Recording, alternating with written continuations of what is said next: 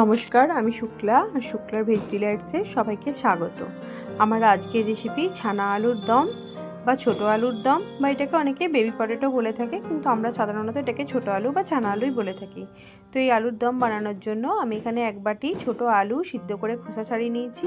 এবার এটার মধ্যে আমি নুন হলুদ মাখিয়ে এটাকে ম্যারিনেট করে নিলাম।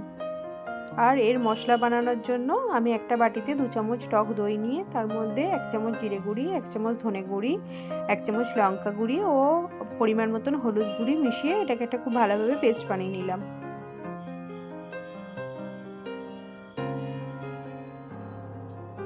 এবার আমি একটা কড়াইয়ের মধ্যে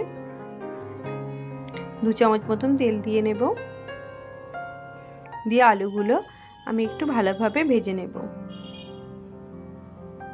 আলুগুলো একটু উল্টে পাল্টে লাল করে ভেজে নিতে হবে। তবে এখানে আলুগুলো সিদ্ধ না করে এমনি ভেজে নিলেও হয়, কিন্তু সেক্ষেত্রে টাইমটা অনেক বেশি লাগে।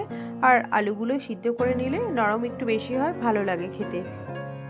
আমার আলুগুলো সব ভালো করে ভেজে নিয়েছি। এবার এগুলো সব তুলে নিলাম।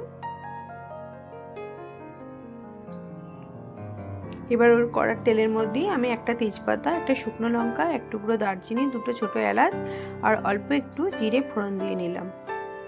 ফোড়নটা একটু নাড়াচাড়া করে ওর মধ্যে দিয়ে দেবো 2টো বড় সাইজের টমেটো আমি চপ করে রেখেছিলাম, সেটা দিয়ে খুব ভালোভাবে আমি কষিয়ে নেবো। একটু নুন দিয়ে দেবো যাতে টমেটোটা তাড়াতাড়ি ভাজা হয়ে যায়। আর দেবো 1 চামচ আদা বাটা, দিয়ে এটাকে খুব ভালোভাবে আমি কষিয়ে নেব। এটা খুব ভালোভাবে ভাজা হয়ে গেলে এর মধ্যে যে পেস্টটা আমি বানিয়ে রেখেছিলাম দই আর মশলার, সেটা দিয়ে দেবো।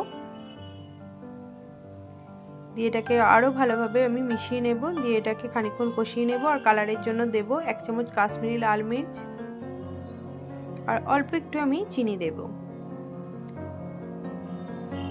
মশলাটা ভালো করে ভাজা হয়ে গেছে। এবার এর মধ্যে দিয়ে দিলাম আগে থেকে ভেজে রাখা আলুগুলো মশলার সাথে খুব ভালোভাবে মিশিয়ে নিয়ে আমি কিছুক্ষণ কষাবো।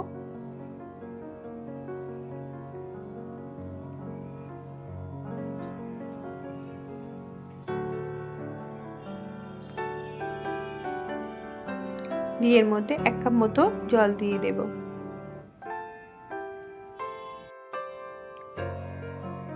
জল দিয়ে এটাকে 5 থেকে 7 মিনিট মতন আমি রান্না করব।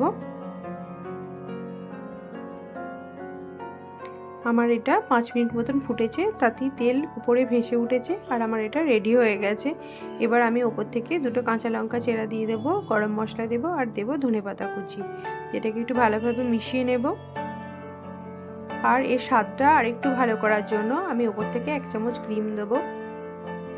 তাহলেই রেডি আমার ছানা আলুর দম। এটা গরম গরম রুটি, লুচি, পরোটা সবার সাথেই খুব ভালো লাগে।